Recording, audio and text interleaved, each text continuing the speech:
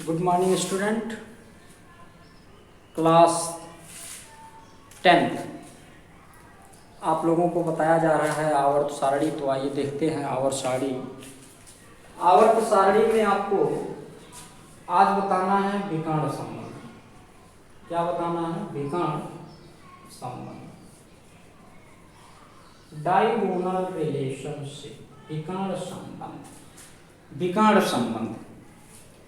विकर्ण संबंध क्या होता है? आवर्त 2 और 3 के तत्व विकर्णाभिमुख आपस में रासायनिक गुणों में समानता व्यक्त करते हैं, जिसे हम विकर्ण संबंध कहते हैं।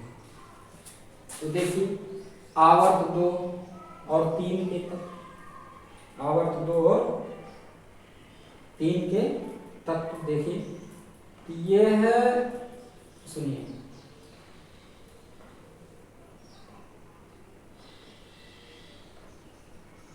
आवर्त 2 और 3 के तत्व। तो ध्यान देंगे, ये पीरियाडिक टेबल है।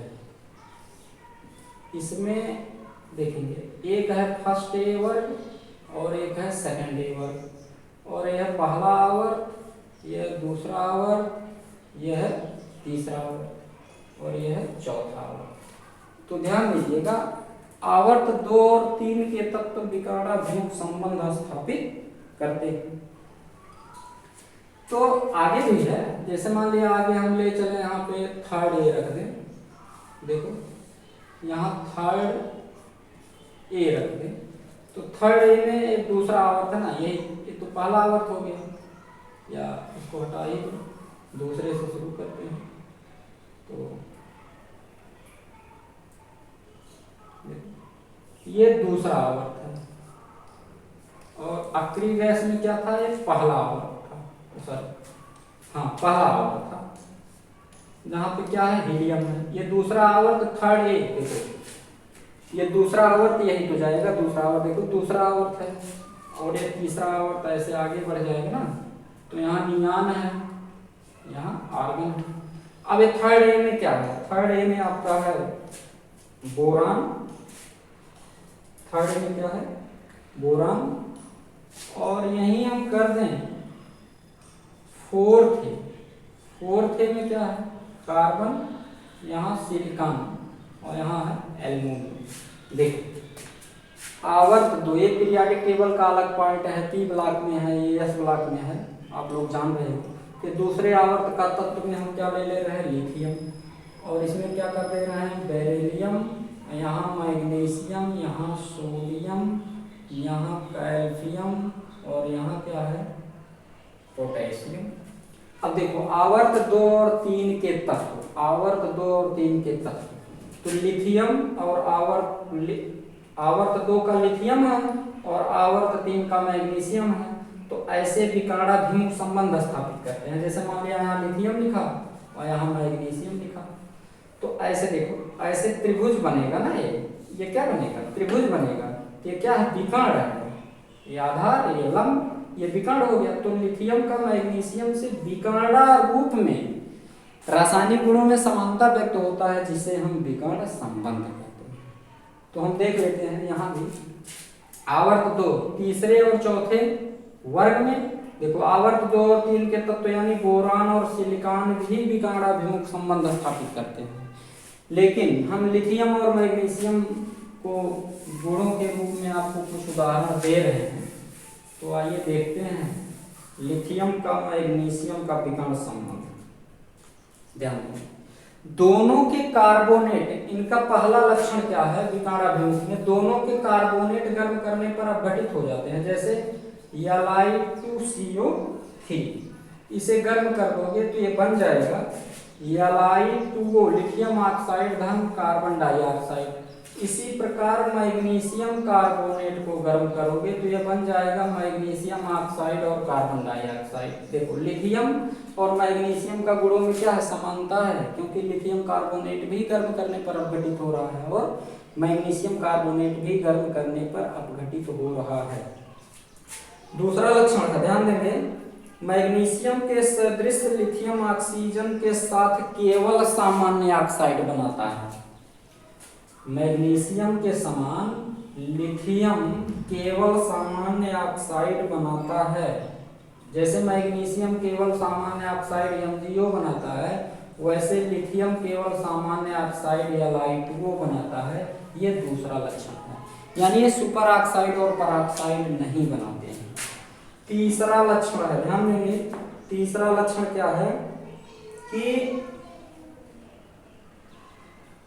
मैग्नीशियम क्लोराइड के समान लिथियम क्लोराइड भी कार्बनिक विलायकों में विलेय है। जैसे मैग्नीशियम क्लोराइड जो होता है कार्बनिक विलायक में विलेय है, उसी प्रकार LiCl यानी लिथियम क्लोराइड भी कार्बनिक विलायक में क्या है, विलेय है। तो इन सब तमाम गुणों के कारण लिथियम मैग्नीशियम से गुणों में विकर्णाभिमुख संबंध स्थापित करता है, जिसे हम विकर्ण संबंध कहते हैं। आ गई बात समझ में? तो आप लोग ध्यान दीजिएगा, आप लोगों को हम बताना चाह रहे हैं कि जैसे अब आपको टेस्ट होने वाला है 20 तारीख को, 20 अगस्त से, तो उसमें आप लोग जो सिलेबस है, जो सिलेबस हमने आपको दिया है, उसमें आप सिलेबस से वही आप लर्न करेंगे, टेस्ट देंगे। आवर्त सारणी क्या है? न्यूलैंड का अष्टक नियम, डोबे राइनर का त्रिक समूह, मेंडलीफ की मूल आवर्त सारणी, संशोधित आवर्त सारणी और दीर्घाकार आवर्त सारणी। इसके अतिरिक्त परमाणु त्रिज्या, आयनन विभव, विद्युत ऋणात्मकता, विद्युत धनात्मकता, ऑक्साइडों की प्रवृत्ति आप लोगों को पढ़ाया गया। तो निम्न तत्वों के बढ़ते हुए परमाणु त्रिज्या के क्रम में व्यवस्थित करिए, निम्न तत्वों के बढ़ते हुए आयनन त्रिज्या के क्रम में व्यवस्थित करिए।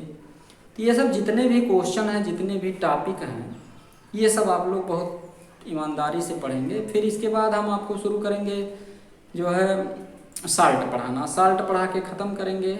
उसके बाद जो है आपको मेटलर्जी धातुकर्म पढ़ाएंगे, यानी 2 चैप्टर आपका बहुत लॉन्ग ड्यूरेशन का बचा हुआ है, तो आप लोगों को घबराना नहीं है। यह क्वेश्चन आप लोग करते रहो। जैसे दिया है कि नाइट्रोजन पर -3, कार्बन पर -4, ऑक्सीजन पर -2 और फ्लोरीन पर -1, इसको निम्न के बढ़ते हुए आयनिक त्रिज्या के क्रम में व्यवस्थित करो। तो परमाणु त्रिज्या, निम्न के परमाणु त्रिज्या के बढ़ते क्रम में व्यवस्थित करो। तो कॉन्सेप्ट बताया गया है, क्या कॉन्सेप्ट बताया गया है कि ध्यान देंगे कि नाभिकीय आवेश परमाणु त्रिज्या को प्रभावित करते हैं ना। नाभिक आवेश जितना ही ज्यादा होगा, उसका परमाणु त्रिज्या उतना ही कम होगा। तो नाभिकीय आवेश इसमें देखो सबसे ज्यादा किसमें है? फ्लोरीन पे है। तो सबसे कम त्रिज्या किसका होगा? फ्लोरीन का होगा। हमें बढ़ते क्रम में व्यवस्थित करना है। फिर ये आ जाएगा कौन? ऑक्सीजन। फिर आ जाएगा कौन? नाइट्रोजन। फिर कौन आ जाएगा? कार्बन, क्योंकि कार्बन पर आवेश -4 है, यानी कि सबसे कम है ना।